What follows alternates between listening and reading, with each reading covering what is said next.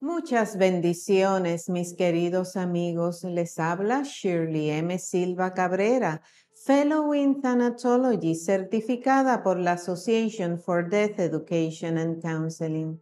En esta ocasión, deseo celebrar junto a ustedes la ocasión de la Navidad, momento también para renacer, para cobrar fuerzas, para seguir adelante.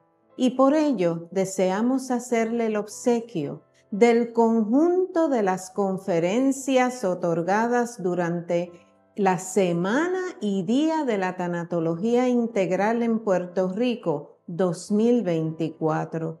Esta fue una serie de videos ofrecidos por egresados del certificado profesional en tanatología que he ofrecido, como también por medio de recursos profesionales que siempre me han apoyado en esta empresa, en esta misión de amor de divulgar y diseminar el conocimiento de la tanatología en Puerto Rico. Los siguientes son los títulos que verán en los videos que se estarán presentando ya sea en YouTube o a través de nuestro website espigaspr.org o a través de Instagram o Facebook. Los títulos de las conferencias ofrecidas fueron Contexto de la metamorfosis personal ante la pérdida significativa, el arte de morir y el libro de las horas, por la doctora Shirley M. Silva Cabrera. El valor terapéutico de la escritura y de las memorias en el proceso de duelo, por el profesor David Rodríguez. El valor terapéutico del memorial creativo, por el profesor José R. Ocasio Córdoba. La talla de santos en el contexto del duelo de la cultura puertorriqueña, por el doctor José Torres Meléndez. Consideraciones tanatológicas en el aspecto cultural religioso, por el doctor José R. Rodríguez Gómez. Hablar y aprender sobre tu propia muerte, por la profesora María de los Ángeles Rivera Vázquez, De la tumba al jardín. Una reseña por la licenciada Betsaida Liz Gómez. Y el modelo de tareas del duelo de William Worden, identificado en el arte plástico mediante una selección de pinturas por la señora Irelina Lebrón Avezuela. Espero que este obsequio de amor les sea de beneficio, que los ayude a renacer también en Navidad y a continuar valientes y firmes en el proceso de la restitución luego de una pérdida significativa. Para mayor información, Shirley M. Silva Cabrera, silva.shirleym@gmail.com o en la página www.espigaspr.org. Bendiciones en Navidad y siempre. Los espero el próximo año en la Semana y Día de la Tanatología Integral 2025 a celebrarse en el mes de marzo. Mayor información más adelante. Los amo. Hasta pronto.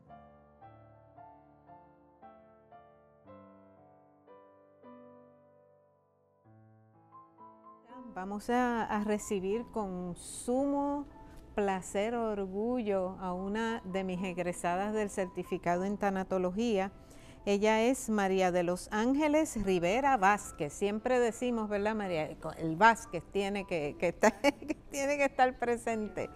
Así que María tiene un grado asociado, bachillerato y maestría, con una especialidad en medicina y cirugía, con roles de educación y administración en el recinto de ciencias médicas de la Universidad de Puerto Rico. Trabajó durante 40 años en áreas hospitalarias y 20 años en la educación de enfermería. María es egresada, como mencioné, del certificado profesional en tanatología aplicada, perspectiva clínica, integral y paliativa, ofrecido por esta servidora. María, vivo agradecida por haber estado disponible para compartir con nosotros en este día y el jueves. Agradecida yo al respecto, ¿verdad? Porque para mí es un honor. Gracias. Para mí es un honor cuando la doctora me hizo el acercamiento para venir a ofrecer un tema en esta semana, ¿verdad? Sí, y rápido, sí, inmediatamente, pues le convoqué lo que llegó a mi mente siendo enfermera de profesión por tantos años, ¿verdad? Y van a ver que durante la conferencia voy a estar relatando algunas expresiones que son relacionadas a mi profesión, a mi forma de trabajar, a lo que experimenté desde el primer día que puse los pies en un hospital teniendo 19 añitos, no entendiendo que lo que iba a atender eran personas, ¿verdad? Entendiendo que eran todas sanas y no entendiendo que habían personas que tenían enfermedades que los iban a dirigir a la muerte, y eso yo no estaba preparada para eso. Porque lo que vivimos en la experiencia de mi educación eventualmente, pues fue con personas sanas. Y cuando me enfrenté a esa situación específicamente, pues me dio la oportunidad de darme cuenta que había mucha necesidad con relación a esto. Hablar de la propia muerte. No estamos preparados, ¿verdad que no? No hablamos con nadie de eso. Es un tema, como nosotros decimos, y lo van a ver ahorita, ¿verdad? Es un tema tabú específicamente. Sí, está bien, no te preocupes. Dentro de la conferencia vamos a definir el concepto muerte. Vamos a resumirlo porque ya lo hemos visto desde las primeras conferencias hasta este momento. Hemos visto integración de todo lo que yo voy a hablar específicamente con lo que va a estar relacionado en mi presentación. Vamos a resumir aspectos que están relacionados para usted aprender a hablar sobre su muerte. Vamos a identificar recomendaciones para dejar claro mis últimas voluntades después de morir. No es fácil, tanto para la persona que fallece como para los que quedamos fuera de este proceso, muchas veces enfrentarnos a este tema de la muerte. Es bien difícil y lo vamos a ver. Si hacemos un compendio eventualmente, esta señora fue mencionada esta mañana y es una de las teorizantes, como nosotros decimos, más importante de lo que es el proceso de muerte y duelo cuando hablamos de este tema. Elizabeth Kubler-Ross fue una psiquiatra, ya lo habían dicho anteriormente, y tiene mucha inherencia en lo que es hablar de este aspecto. Ella habló de la muerte, pero ella también habló del duelo. Y el duelo es lo que ocurre, ¿verdad? Después de los procesos de ya esa persona físicamente no estar existencialmente con nosotros. Elizabeth Kubler-Ross nos decía que integrar la idea de la muerte en el pensamiento de los hombres le permite establecer su vida con más conciencia, anunciándole sobre el uso que hace de ella para no derrochar demasiado tiempo en cosas sin importancias. Hay que aprender a vivir la vida para aceptar la muerte. Si no aprendemos a vivir la vida para aceptar la muerte, no estamos viviendo bien. Nos hace falta, ¿verdad?, ese ajuste, ese botoncito para llegar a lo que queremos hacer en este proceso. ¿Qué es la muerte? Nos vamos sencillamente, ¿verdad?, lo que dice la Real Academia Española. Dice cese o terminación de la vida. Y eso es lo que nos dicen los médicos a nivel, ¿verdad?, médico específicamente en este proceso. Cuando se termina la vida, cuando esa máquina que está registrando tu pulso cardíaco eventualmente tiene una línea ahí exacta, como nosotros decimos, ¿verdad? No hay movimiento. Por otro lado, según Morales, estudio histórico del pensamiento indígena prehispánico, dice que la muerte es un momento en el ciclo continuo de la existencia natural y humana, no es definitiva, sino un proceso de transformación que garantiza la existencia perenne de la naturaleza. Lo hemos repetido desde esta mañana. ¿Nacemos para qué? Para morir, ¿verdad? Eventualmente. Así es que es algo que tenemos que aceptar, tenemos que integrar y trabajar internamente. Esto lo habíamos explicado bien sencillo. La palabra muerte proviene de la Biblia, del hebreo mut y del griego thanatos. Según el Antiguo Testamento se encuentran otras palabras para definir este acto como gaba, que significa expirar o dar el último aliento. Y eso era lo que explicaban dentro de otros procesos. Y esta mañana la doctora nos habló de los tiempos en la Edad Media, después nos hablaron del 1700, después nos hablaron del 1800, ¿verdad? Cómo es la trascendencia histórica de todos los procesos para trabajar con la muerte. ¿Qué es la muerte? El Nuevo Testamento lo dice como teleute, es una palabra que está escrita en Mateo 2:15, nos dice también la palabra anairesis, es otra usada en las escrituras del Nuevo Testamento para definir este acto y significa elevación o alzamiento. Desde la década de los 60, la muerte es un tabú. ¿Quién se acuerda? Yo me acuerdo, porque yo tengo todavía tiempo esperando experimentando estas situaciones, ¿verdad? Cuando mi mamá decía, aquí no se va a hablar de los que se mueren, aquí no se puede decir nada de los que se mueren. Si vamos a los funerales, se sientan ahí en esa esquinita y no pueden alborotar, ¿verdad? Y no nos dejaban ni siquiera ir a ver el muerto. Ya después de eso, eventualmente, pues la gente va a la funeraria, lleva nenes chiquitos, hace que los nenes chiquitos besen a los cadáveres, ¿verdad? Eso ha cambiado eventualmente, pero cuando nosotros éramos chiquitas, eso era un tabú. No nos hablaban de eso, no nos querían hablar de eso específicamente. No la integramos en conversaciones porque molesta, pero también porque duele. Es algo que no estamos impuestos y tenemos que buscar alternativas para nosotros trabajar con hablar de la muerte. Y lo tenemos que buscar inmediatamente. No queremos hacernos cargo de ella, de la muerte. Nadie se quiere hacer cargo de eso, ¿verdad? Nadie quiere hablar de la muerte, nadie quiere explicar nada de eso, así que tenemos que entenderlo. Los seres humanos siempre vivimos dentro de marcos culturales, históricos y personales.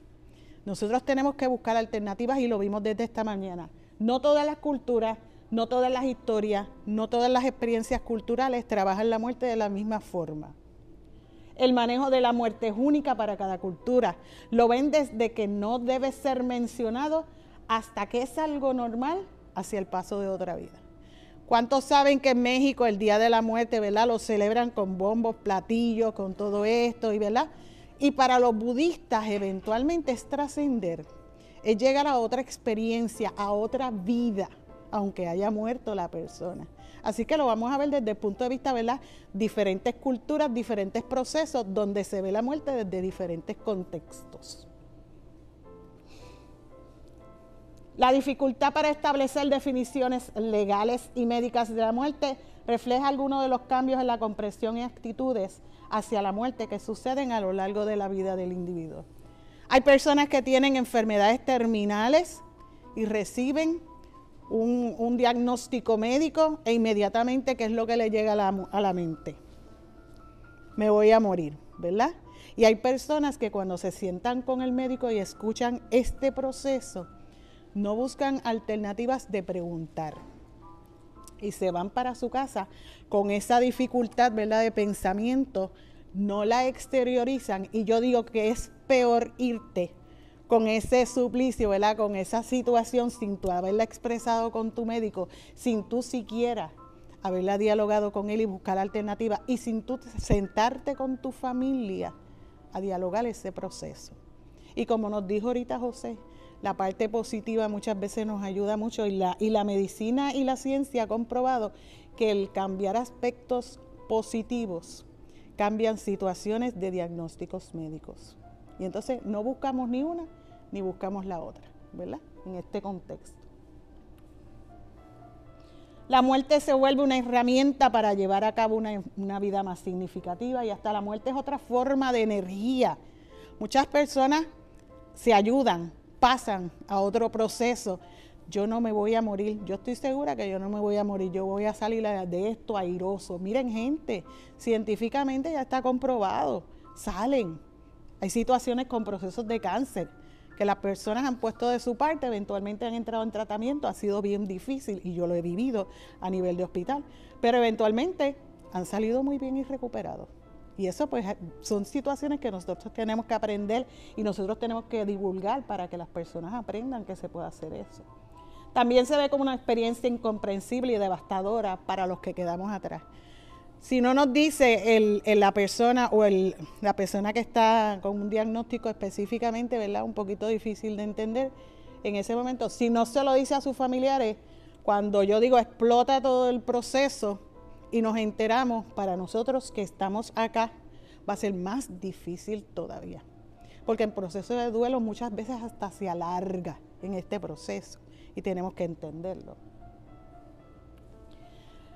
La muerte no es simplemente un hecho natural, sino un desorden de eventos físicos, espirituales y, como yo diría, hasta destructivos. Cuando una persona muere, la situación pudo haberlo afectado de manera tal, bien afectiva para esa persona, pero también para los que quedamos fuera de este proceso. Se destruyen muchas cosas. No sabemos cómo reaccionar. No estábamos preparados. Ahorita hablando con una de mis compañeras enfermeras que hay por ahí, ¿verdad? Yo le dije, mira lo que está pasando. Cuando yo tenía mi experiencia personal en enfermería, yo vi 3 tipos de muerte. Y se los comenté a la doctora en el curso que teníamos. Yo vi la muerte normal, la muerte buena y la muerte mala. Adiós, pero ¿por qué dices normal y por qué dices buena? Porque hay 2 diferencias específicas. Hay gente que está bien preparada para morir, bien preparada. Está la persona y está su familia y están todo lo que está. Como yo digo, el universo conspira, ¿verdad? Pero hay personas que normalmente se murieron, pasaron por un proceso normal como siempre, culturalmente hemos llamado, y hay muerte mala y las viví. He tenido la experiencia de ver nacer la muerte. He visto nacer la vida, pero he visto también la muerte del ser humano, específicamente en todos los ciclos de vida, desde pediátrico, adolescente, adulto joven, adulto mayor, como ustedes quieran llamarlo, ¿verdad? Y siempre me preguntaba, ¿por qué se mueren?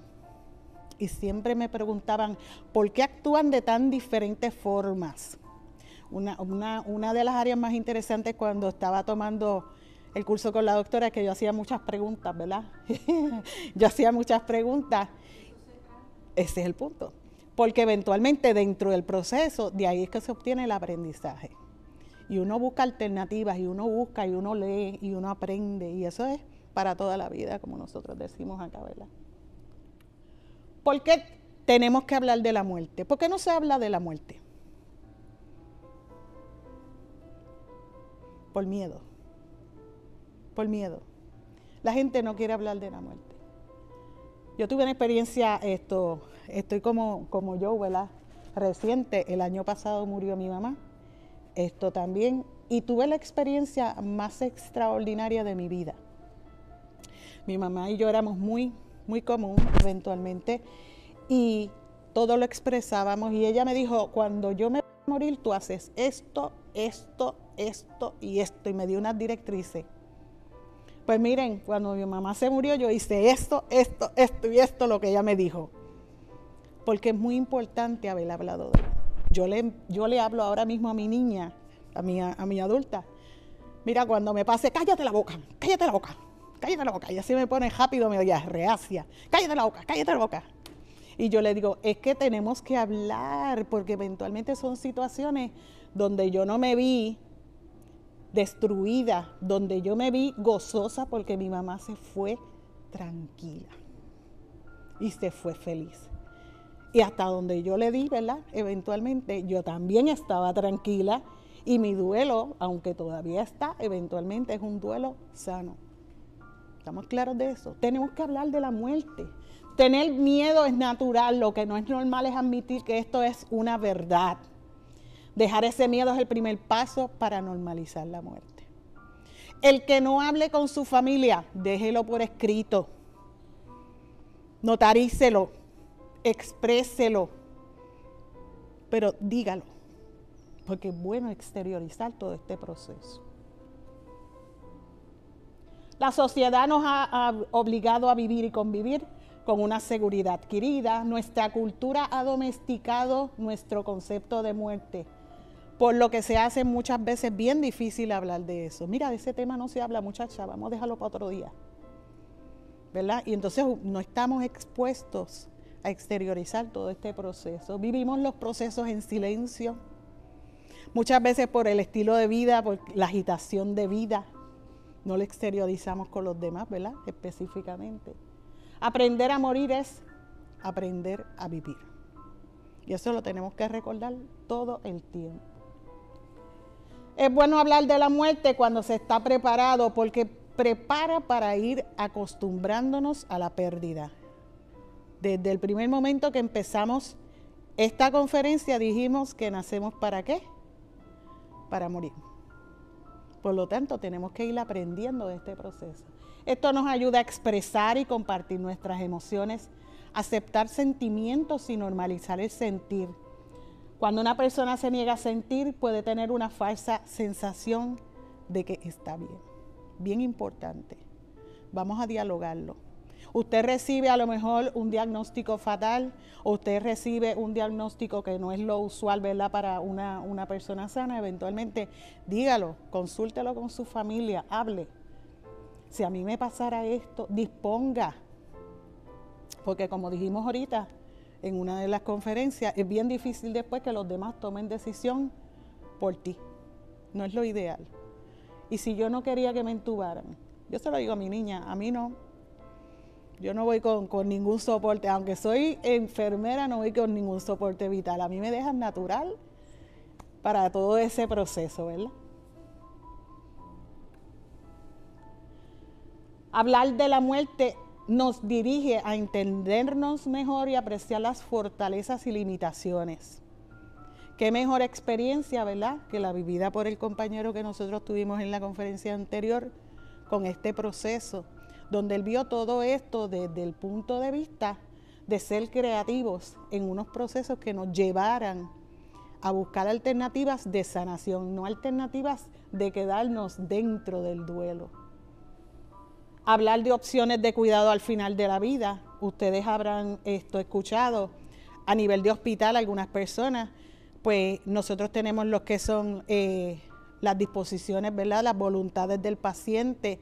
Nosotros tenemos los que son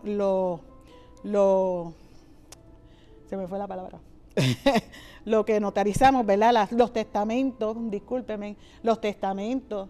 Y hay personas que en el mismo hospital expresan de manera escrita sus últimas voluntades. En el hospital una persona entra y yo digo, no quiero que me entuben, no quiero que me resuciten, ¿verdad?, que reanimen, porque resucitar, eso es para papá Dios. Y hay un documento que está escrito donde usted expresa todo lo que usted quiere que se le haga o no se le haga. Y eso la persona tiene derecho, ¿verdad?, a hacer esos procesos mientras esté orientado en este aspecto. Ahora, usted toma esa decisión, comuníqueselo a su familia, comuníqueselo a las personas con las que usted, ¿verdad?, está reunido todo el tiempo, para que ellos sepan que fue una decisión voluntaria suya eventualmente. Esta agencia, AARP, ya ustedes la conocen, ¿verdad?, habla mucho a las personas adultas mayores, dándonos recomendaciones y consejos de todo esto. Y nos recomienda que el proceso de ayudar a hablar de la muerte ayuda a preservar el bienestar y la paz mental. Si yo dispongo de las situaciones de todo lo que eventualmente quiero que se haga conmigo, yo voy a estar tranquila, ¿verdad? Porque eso va a ser así.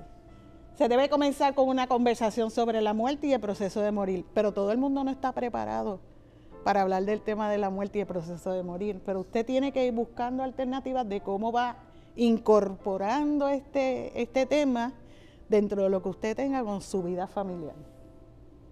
Y establecer con quién se quiere pasar los últimos días y quién lo cuidará. Hay personas que dicen, yo no quiero quedarme en la casa, yo quiero que me manden a un hogar. Hay personas que dicen, yo me quiero quedar en mi casa. Pero estamos experimentando unas situaciones en Puerto Rico bien drásticas, gente. Y ya lo hemos visto en los periódicos, en los medios noticiosos, en todas áreas, ¿verdad? Las personas mayores adultas abandonadas con enfermedades terminales, abandonadas en hospitales. Y esto es bien difícil de entender. ¿Por qué la familia no toma inherencia, ¿verdad?, en cuidar a sus viejos? ¿Por qué la familia no toma inherencia en cuidar a sus personas enfermas? Esto es bien preocupante, pero quizás en ese círculo familiar nunca se habló de este tema específico. Ellos recomiendan, la agencia, preparar directrices para que su familia siga lo que usted eventualmente disponga. Al hablar de la muerte podemos hacerlo haciendo un testamento vital, haciendo un poder legal, que es lo que yo quiero que se haga conmigo, Quizás la disposición del cuerpo, hay personas que quieren que se entierren, hay otras personas que se cremen. Esa disposición es suya, es su cuerpo. ¿Qué es lo que usted quiere que se haga cuando se termine su final de vida? Si quiere hacer servicio fúnebre, disposición de sus recuerdos, lo primero que me dijo mi mamá es, a mí no me veles, no quiero que me veles. A mí no me entierres, a mí me vas a cremar. Y después me dijo hasta dónde iba a esparcir sus cenizas, que ya todo eso se hizo, ¿verdad? Pero son situaciones que ya ella y yo que habíamos hablado. Por eso es que tenemos que hacer las cosas. Quizás a lo mejor yo me sienta tranquila, porque eventualmente el proceso de hablar de su muerte para mí con ella fue muy gratificante. Dice Séneca, un filósofo muy agradable él, ¿verdad? Y esto lo aprendí en el curso de la doctora Shirley. Incierto es el lugar en donde la muerte te espera. Espérala, pues, en todo lugar. ¿Verdad que? No es fácil, pero estamos aquí vivos ¿para qué? Para llegar hasta donde ella. ¿Qué aprendimos? Vamos a ver. Que la muerte es una trascendencia, es un cambio. Que no le debemos tener temor.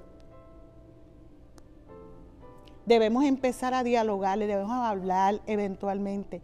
Uno de los procesos más importantes de mi proyecto con la doctora Silva en su curso es que como profesional educadora de enfermería me preocupa que los profesionales de enfermería no integran mucho el proceso de muerte en su proceso curricular.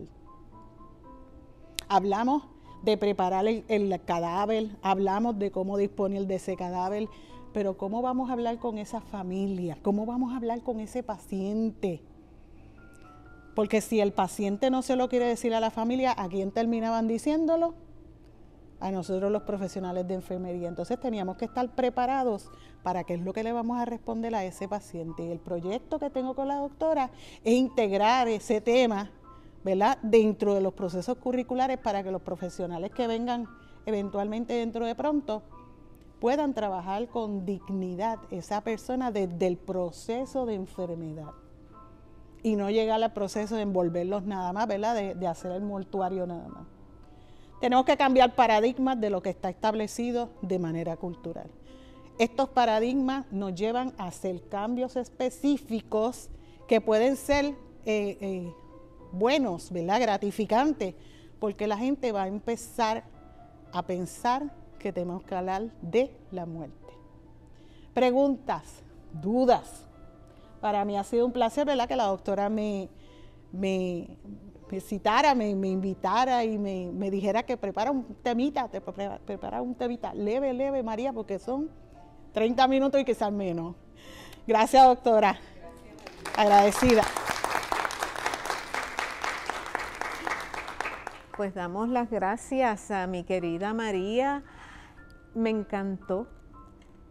Es un tópico, ¿verdad?, que trasciende al profesional, porque también los que están tranquilitos en su casita, que ya están retirados, o personas que todavía no han completado sus estudios, pero van en pos, pueden ir meditando sobre todos estos requerimientos para mejorar la calidad de vida.